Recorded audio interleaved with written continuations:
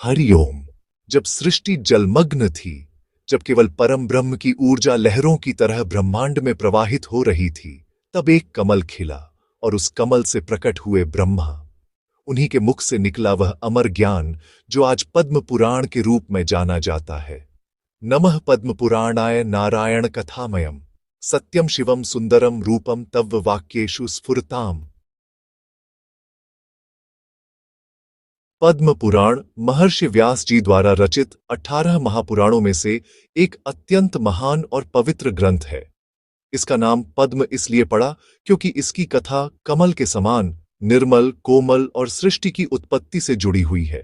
यह पुराण लगभग 55,000 श्लोकों का है और 6 खंडों में विभाजित है।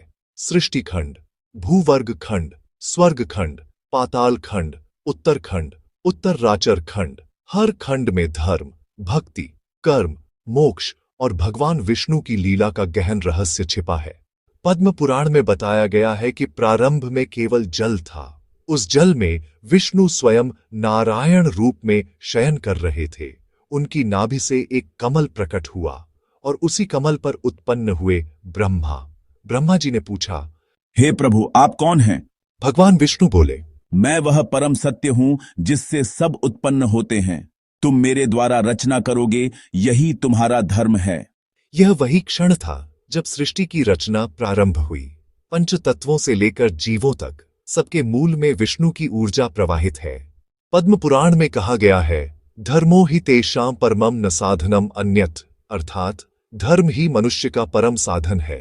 ये पुराण 4 युगों सत्य, त्रेता, द्वापर और कलयुग में धर्म की दशा का भी वर्णन करता है। जहां सत्य युग में धर्म अपने 4 चरणों सत्य, दया, तप, अहिंसा पर स्थित था, वहीं कलयुग में केवल एक चरण सत्य शेष रहेगा। फिर भी यह पुराण बताता है कि कलयुग में भी एक उपाय है, नाम स्मरण, भगवान के नाम का कीर्तन। यही मनुष्य को मोक्ष का मार्ग दिखाता है।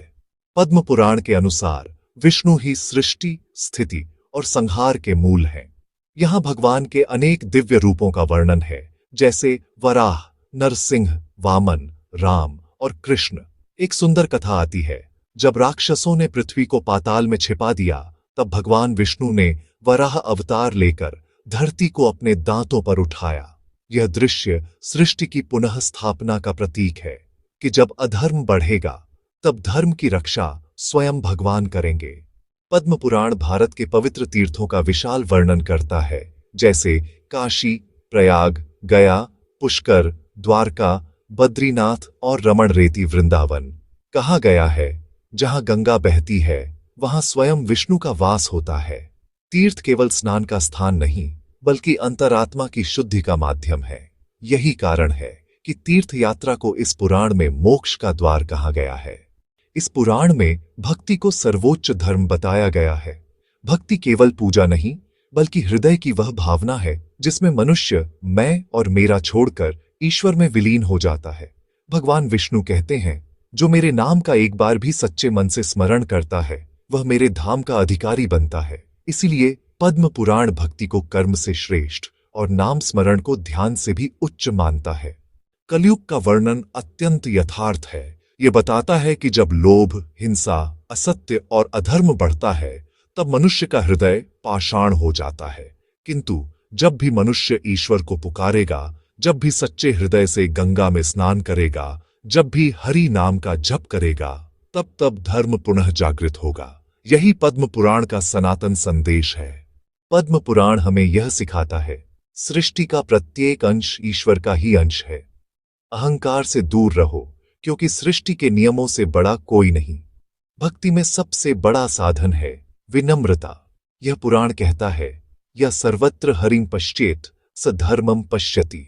अर्थ, जो हर वस्तु में भगवान को देखता है, वही सच्चा धर्मात्मा है। जिस तरह कमल की पंखुड़ियां सूरज की रोशनी में खुलती है, उसी तरह मनुष्य का हृदय ईश्वर की भक्ति में खुलता है।